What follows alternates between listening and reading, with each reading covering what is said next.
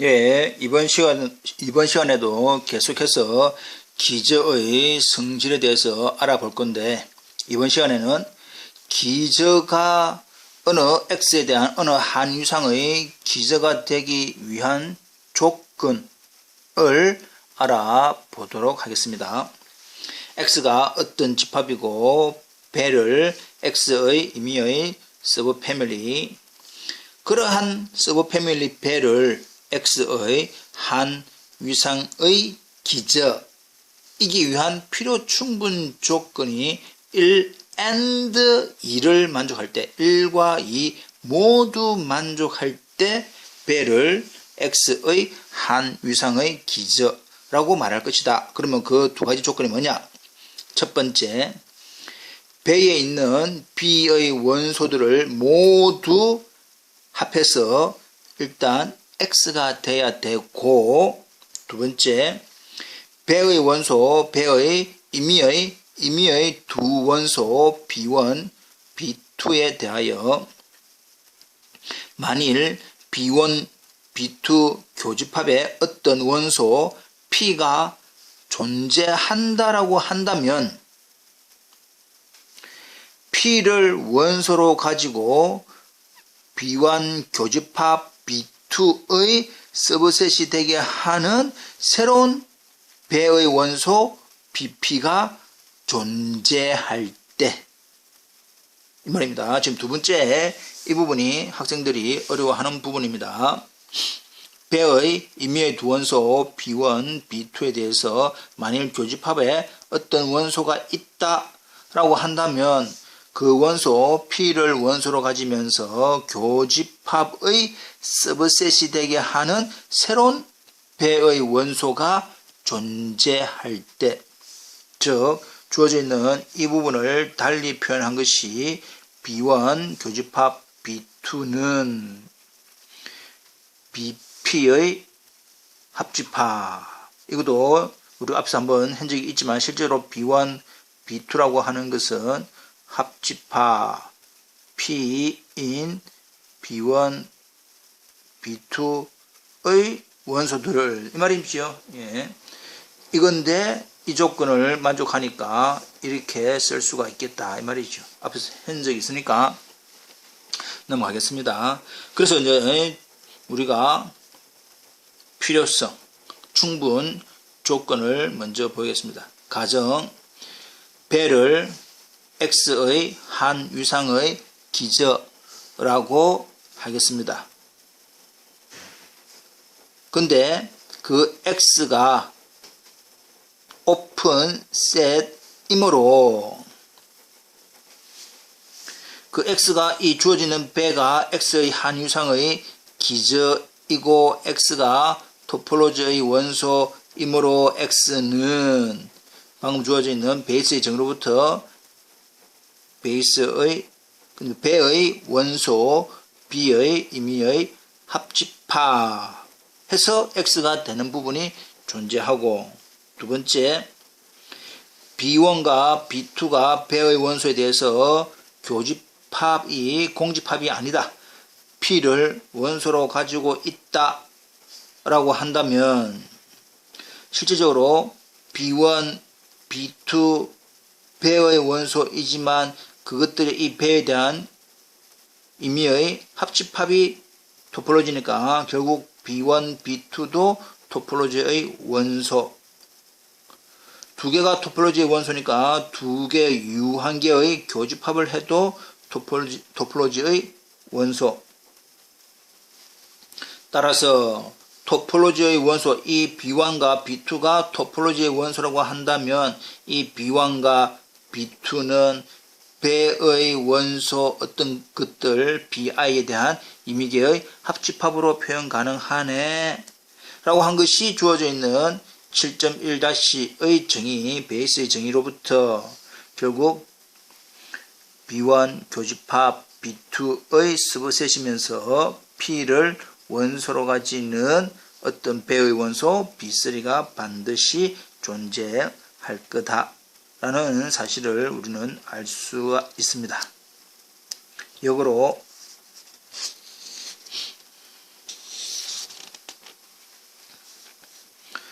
1과 2가 모두 성립을 한다 라고 가정을 하고, 이제 우리가 보여야 되는 것이 주어져 있는 배가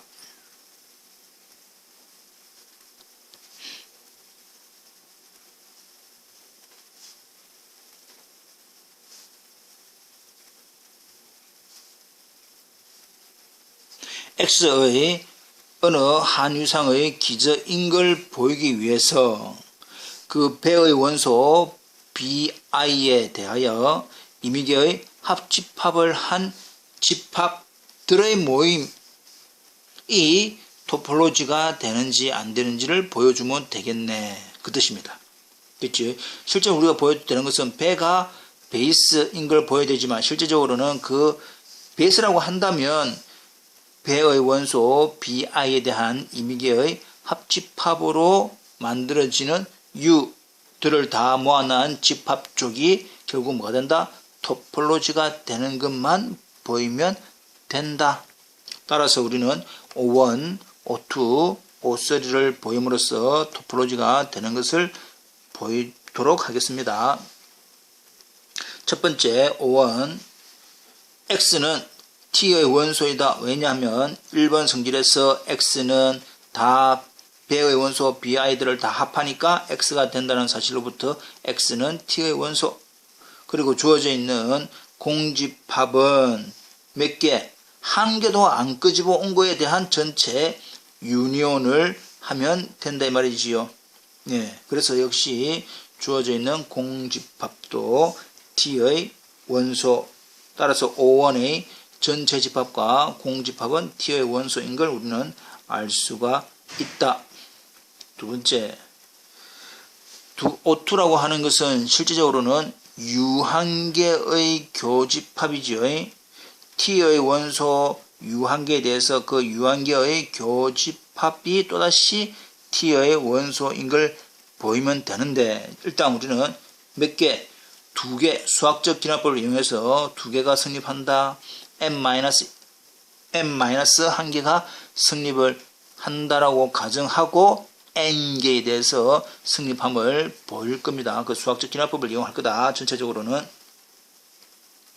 그래서 일단 먼저 T의 두 개의 원소에 대해서 두 개에 대한 교집합도 T의 원소를 먼저 보이자. G와 H가 T의 원소라고 한다면 G와 H가 배의 원소 BI에 대한 임의계의 합집합, 배의 원소 BJ에 대한 임의계의 합집합으로 표현될 것이다. 즉 존재하는 BI, BJ인 배에 대해서 G는 BI의 임의계의 합집합, H는 J에 대한 임의계의 합집합. 따라서 G교 H라고 하는 것은 형태는 그대로 유지가 됩니다. 그리고 이것은 BI 교집합 BJ에 대한 임의계의 IJ 합집합 모양으로 될 거네. 근데 BI 교집합 BJ라고 하는 것은 실질적으로 유니온 X인 BI 교집합 BJ의 BX, 이것이 2번 사실로부터 이렇게 된다는 걸 알고 있습니다. 따라서 주어져 있는 BI와 BJ가 이런 형태이므로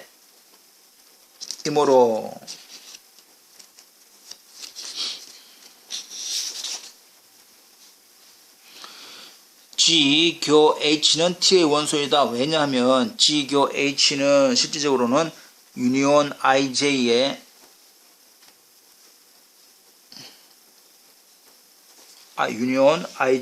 BI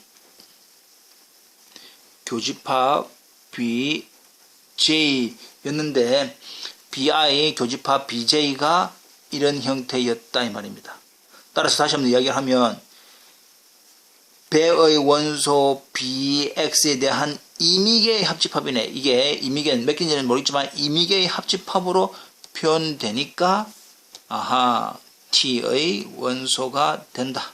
그래서 역시 이제 수학적 기납법을 이용해서 실제로는 스포츠 하기를 n-1개 대해서도 T의 원소다. 지금 여기도 이제 실질적으로 suppose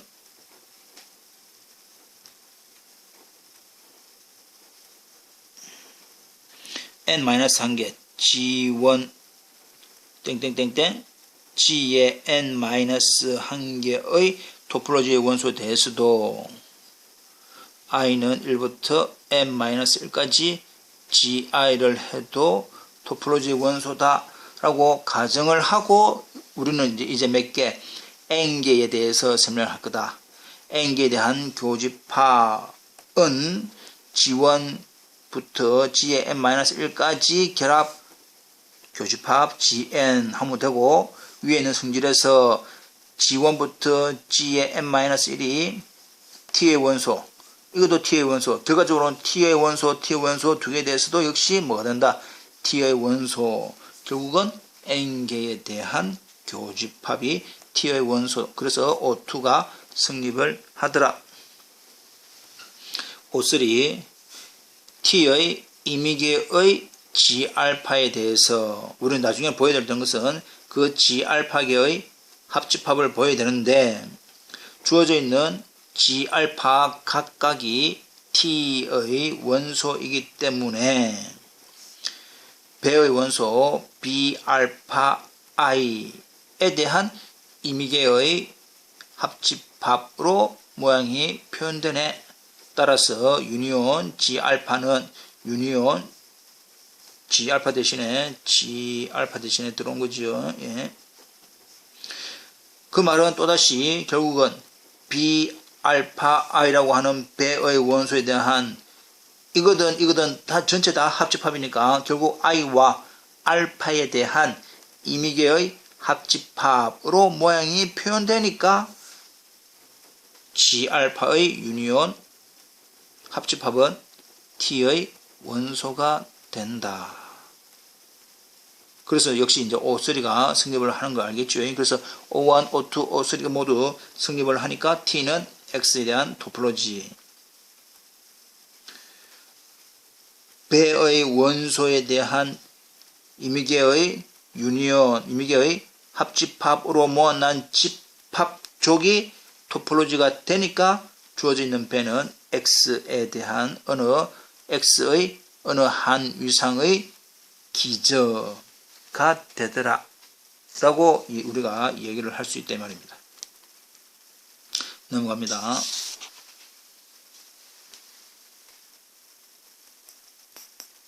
예, 참고로 배가 X의 한 위상 T의 기저이면 실제로 위상 T는 배의 원소들의 합집합으로 만들 수 있는 것을 모두 모아놓은 것이다. 주어져 있는 위상 배가 X의 어느 한 위상, X의 위상은 많습니다. 몇 개가 있더라. 그 중에서 특별히 딱 정해진 거 T의 기저이면 실제로 그 위상 T는 배의 원소들의 합집합으로 만들어지는 집합족, 그것이 우리가 여기서 주어지는 토폴로지 T다. 예를 살펴보겠습니다. X가 ABC고 배가 집합 A, 집합 B, 집합 BC로 구성되어 있는 집합족, 아직까지는 집합족. 근데 그 집합족은 위에서 소개한 정리 7.1의 1 전체 합집합 해보니까 ABC 노나 yes. 두 번째 배의 원소 두 원소를 가져옵니다. 한 개만 자기 알아서 가져왔을 때 그것에 교집합이 공집합이 아니라고 한다면, 만일에 나는 이거 두 개를 가져왔다. 교집합을 해보니까 B가 원소가 있네. 그럼 B를 원소로 가지면서 두 개의 교집합 해보니까 B지요. 그것에 포함되는 새로운 원소 배가 이 B라고 하는 부분이 있나? yes. 자, 무슨 말이냐? 2번 지금 두 개를 가져옵니다. AB를 가져왔어. 공집합은 교집합을 해볼 때는 공집합이 아무거나 상관이 없다 이 말이야. 또 A, B, C, A하고 B, C를 가져왔더니 두 개에 대한 교집합을 해보니까 공집합이야. 아무 의미가 없습니다. B하고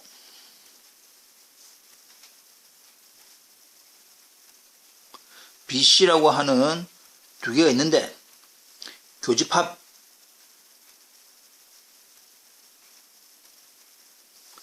누가 들어있노? B가 들어있네. 그러면 이 원소 B를 원소로 가지면서 두 개의 교집합, 실질적으로는 B의 서브셋이 되는 배의 원소가 있나? 지금 이 부분에 배의 원소가 있나? 예. 이런 부분이 존재하네. 그래서 2번이 성립한다 이 뜻입니다. 이해되겠죠? 예.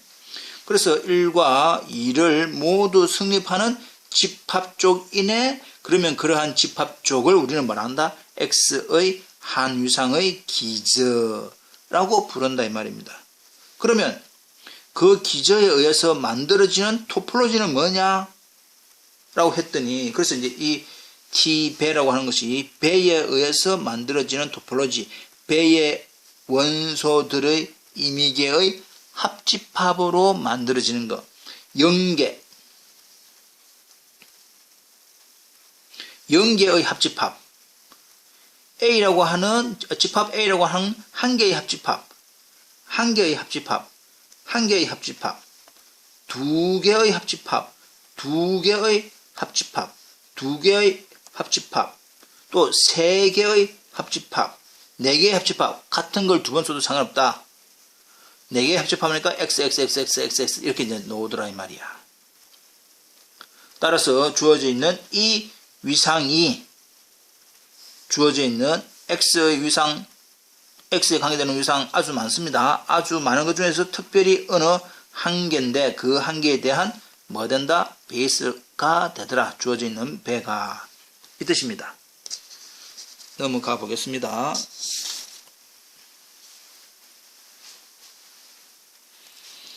자, 그렇다면 다음 예제 주어져 있는 배1, 배2가 R의 임의어의 서브패밀리 정의하기를 배1은 A가 B보다 작은 두 유리수지의 두 유리수 양 끝점이 유리수로 이루어져 있는 배 구간들의 모임이고, 배2는 A가 B보다 작은 A는 유리수, B는 무리수, 즉 배 구간인데 왼쪽은 유리수, 오른쪽은 무리수인 배 구간들의 모임이라고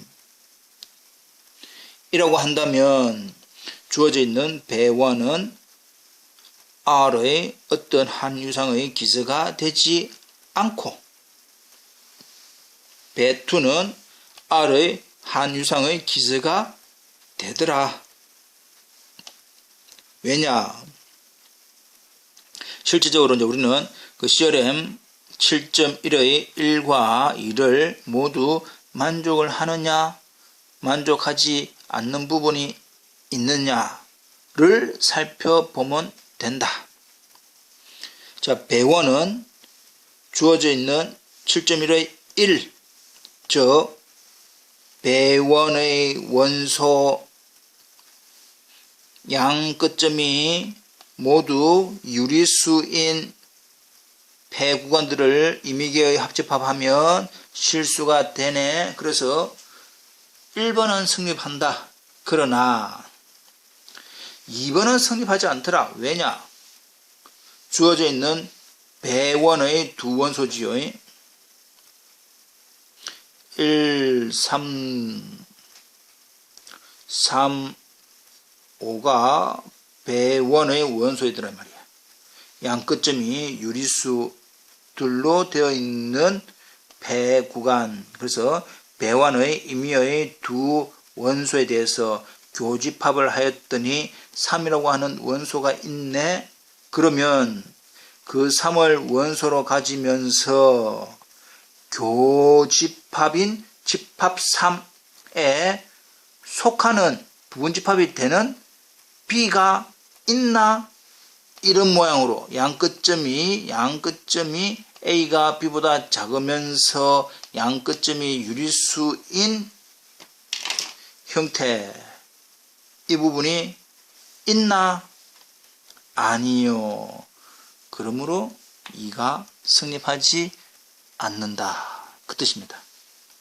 그래서 이가 성립하지 않기 때문에 주어져 있는 배와는 R의 한 유상의 기저가 되지 못한다.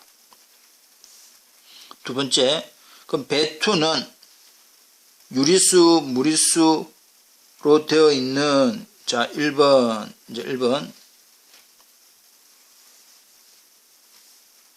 왜냐하면,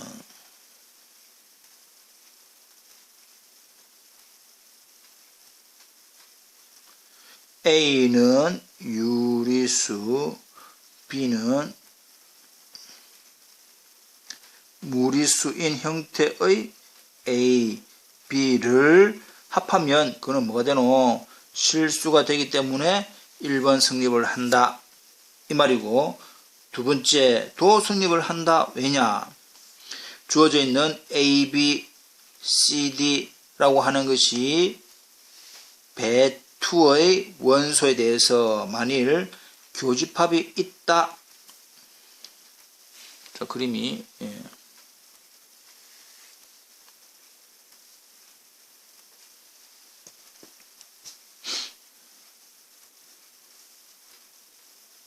이렇게 되겠지. C, D고, 이게 A, B인데, A는 유리수, C도 유리수, B는 무리수, D도 무리수. 지금 이런 형태다 이 말이야. 근데 두 파란색과 빨간색의 교집합에 어떤 원소 P가 있다라고 한다면 P를 원소로 가지고 빨간색과 노란색의 교집합, 빨간색, 파란색 이 부분의 서브셋이 되게 하는 유리수, 무리수로 되어 있는 부분이 존재하나? Yes. 이 말이지요. 예. 지금 주어져 있는 이 집합은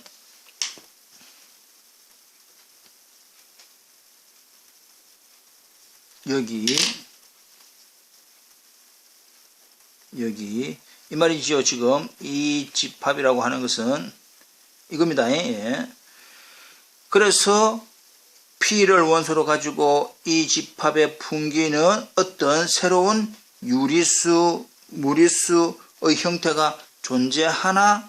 Yes. 여기서 바로 C, B 그 교집합 자체를 가져와도 된다 이 말이죠. 그래서 무조건 존재하니까 2가 성립한다. 1과 2가 모두 성립하니까 주어져 있는 배2는 R의 어느 한 유상에 대한 기저가 되더라. 조금 어려울 수도 있습니다. 그러나 차근차근 다시 한 번 더 복습해 보시기 바랍니다.